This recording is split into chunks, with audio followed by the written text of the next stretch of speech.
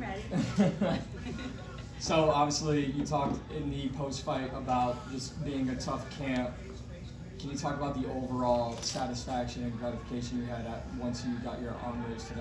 Oh man, it was like, it's like relieving and like, just like, I was just so happy, and it's just, you know, you go through so many struggles and like the mental battles, like that was, I think that was the hardest part of this whole camp, was like mentally just staying like in it and focused, and then like having breakdowns, but then still like, no, but I still got a job to do. So like getting my hand raised, I'm like, it's all worth it. Okay, like the craziness is done, and I got the W. So yeah, it's all good.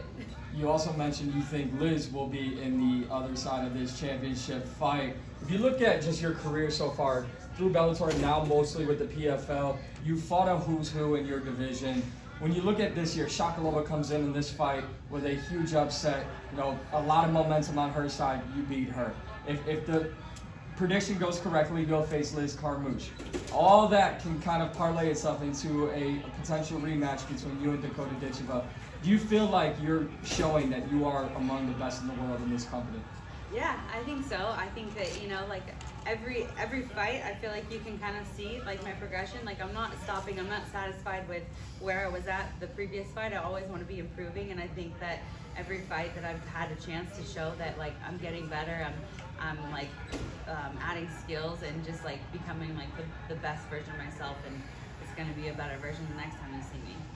Looking at how your career has progressed, especially just on the MMA side, you know, you got into it later than most, but then you're in the regular season for the PFL. You have some really big fights, some very close fights, questionable decisions on there, and now you're in this world tournament. You're in the championship, Jena Bishop. I know this is probably exactly what you envisioned when you got started in MMA, but can you kind of talk about the platform that you've had with the PFL to get in this position maybe at a later stage in your career? Yeah, I mean, it's one thing that there's been, you know, there's always like that talk about like your age, this and that, and especially I'm like, I feel like women, like we peak later athletically, like, and when I started, I think that I was like, that's when I was like peaking as an athlete, and like I'm still getting better, and every day in the training room, it's like I'm like running circles around the younger athletes. So it's just like, that's a narrative that like I wanted to, you know, just squash, and like, you know, the PFL is definitely giving me the opportunity to do that, because, you know, even if it's me and Liz in the finals, like we're going to be the older ones like of this whole tournament, and like we're going to show out and show that like, yeah, like that's not, age is just a number. Like I'm still getting better and improving, and I feel like I'm like at my best. Congratulations. Thank you. You had a heck of a fight out there. We were interviewing another fighter about the time that you put the body lock on somebody, and we were all sitting here freaking out going, what's gotta happen there?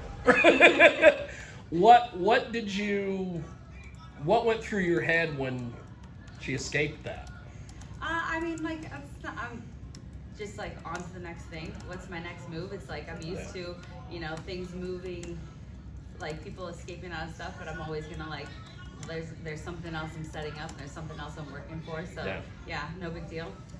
So with this, you're obviously getting into the rest of the tournament. What are you doing now? Do you take any time off, or do you go straight right back into getting ready for the finals?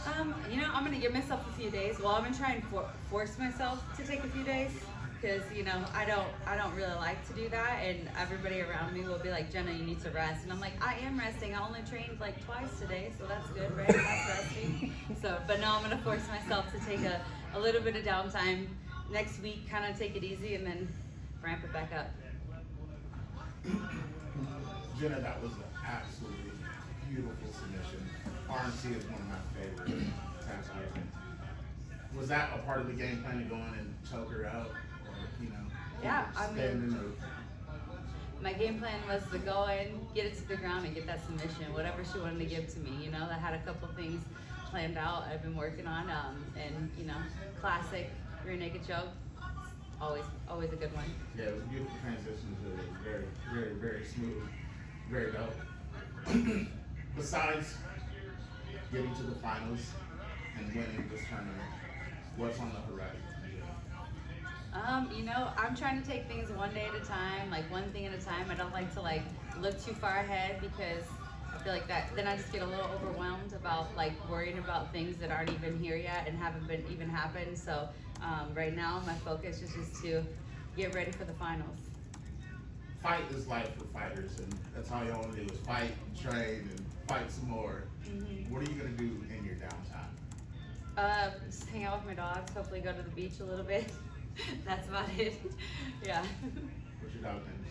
What? What's your dog's name? Toast and Cash. I have 2 Shiba Inus. Yeah. Toast, she's a little old lady. She's almost 16, so yeah, but yeah, I'll probably just hang out with them, go to the beach with them, have some good cuddles when I get back. That's all I'm looking forward to. Congratulations. Good luck in the finals, and we'll smash. Thank you. All right, Jenna, that's all we have for you Cool. today. Thank you so much.